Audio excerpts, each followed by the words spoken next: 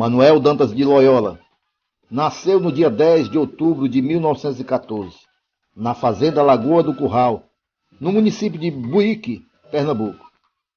Entrou para o bando de Lampião em 1937, quando o mesmo transitava pelo estado de Alagoas, conquistando de imediato a simpatia do chefe, em face à sua disposição para combater. No entanto, afirma Candeeiro que o seu ingresso no bando foi por acidente. Ele trabalhava em uma fazenda em Alagoas quando um grupo de homens ligado ao famoso bandido chegou ao local.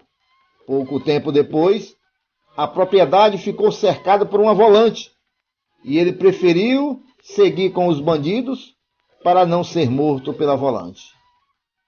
Algum tempo após deixar a vida do cangaço, Candeeiro viveu como comerciante aposentado em Guanumbi, distrito de sua cidade natal. Atende pelo nome de batismo de Manuel Dantas Loyola, mas também atendia por outro apelido, o seu Né. No primeiro combate com os macacos, Candeeiro foi ferido na coxa. Era muita bala no pé do ouvido. Lembra? O buraco de bala foi fechado com farinha peneirada e pimenta. Candeeiro teve o primeiro encontro com o chefe na beira do rio São Francisco, no lado sergipano. Candeeiro afirmou que, nos quase 2 anos que ficou no bando, tinha a função de entregar as cartas escritas por Lampião, exigindo dinheiro de grandes fazendeiros e comerciantes. Sempre retornava com o pedido atendido. Ele destacava que tinha tanto acesso direto ao chefe que chegou a despertar ciúme de Maria Bonita. Em Angicos, comentou que o local não era seguro. Lampião, segundo ele, reuniria os grupos para comunicar que deixaria o cangaço. Estava cansado e preocupado com o fato de que as volantes se deslocavam mais rápido por causa das estradas e tinham armamento pesado. No dia do ataque, já estava acordado e se preparava para urinar quando começou o tiroteio. Descia atirando. Foi bala como o diabo. Mesmo ferido no braço direito, Candeeiro conseguiu escapar do cerco. Dias depois, com a promessa de não ser morto, entregou-se em Jeremoabo, na Bahia, com o braço na tipóia. Com ele, mais 16 cangaceiros. Cumprido 2 anos na prisão, o Candeeiro dava novamente lugar ao cidadão Manuel Dantas Loyola. Sobre a época do cangaço, costumava dizer que foi história de sofrimento, mas ainda era possível perceber a admiração que nutria por Lampião. Ele sempre afirmava que Lampião parecia que adivinhava as coisas. Só não quis ouvir o alerta dado na véspera da morte em 1938. Com relação a Candeeiro, o pesquisador e escritor do cangaço, Carlos César de Miranda Megali, nos dá o seguinte depoimento. Quando eu e o Sabino Bassetti iniciamos as pesquisas para o livro Lampião, Sua Morte Passada Limpo, tivemos a grata satisfação de conhecer o Sr. Manuel Dantas Loyola, o ex-cangaceiro Candeeiro, ou simplesmente seu Né para os mais chegados.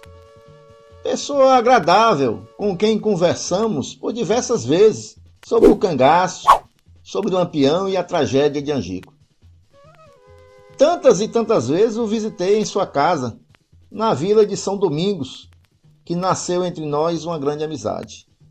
Aprendi a admirar aquele homem simples, quase centenário, com histórias de vida dignas de um Gulliver.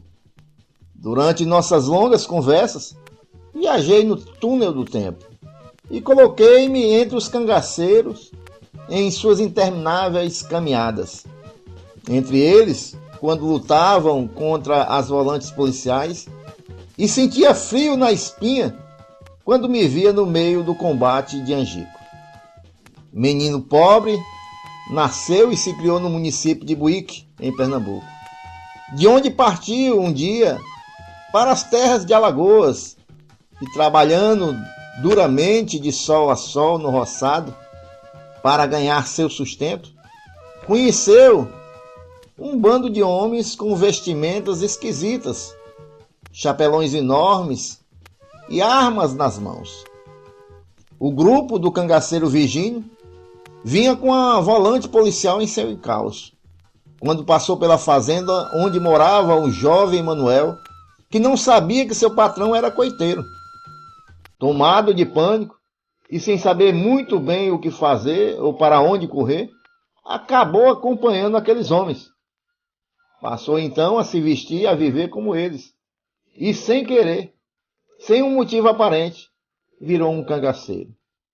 Depois de mais de 3 meses na nova vida, depois de perambular pela caatinga com os cangaceiros, portugueses e jararaca, depois de ser ferido a bala em um tiroteio, conheceu Lampião e acabou ficando em seu grupo. Homem sério, jamais mentia sobre os fatos que narrava, limitando-se a contar somente aquilo que vivera ou tinha presenciado. Talvez por isso, por não compactuar com mentiras, diferente de muitos cangaceiros que durante a vida preferiram dar depoimentos distorcidos para agradarem determinados escritores, tinha muitas vezes sido ironizado e ridicularizado como babá de cachorros ou fazedor de guisado. Ele não foi nada disso e sua importância na história do cangaço é significativa, já que foi um dos homens de confiança de Lampião. Viveu os 2 últimos anos de vida do cangaço, presenciando muitos acontecimentos, narrando-os sempre com um brilho nos olhos e sem esconder uma grande admiração pelo seu antigo chefe. Após deixar o cangaço e acertar as contas com a justiça, saiu pelo mundo à procura de novos desafios, sendo soldado da borracha no norte do país e depois trabalhando como candango na construção de Brasília, a nova capital federal que surgia no Planalto Central pelas mãos do então presidente Juscelino Kubitschek.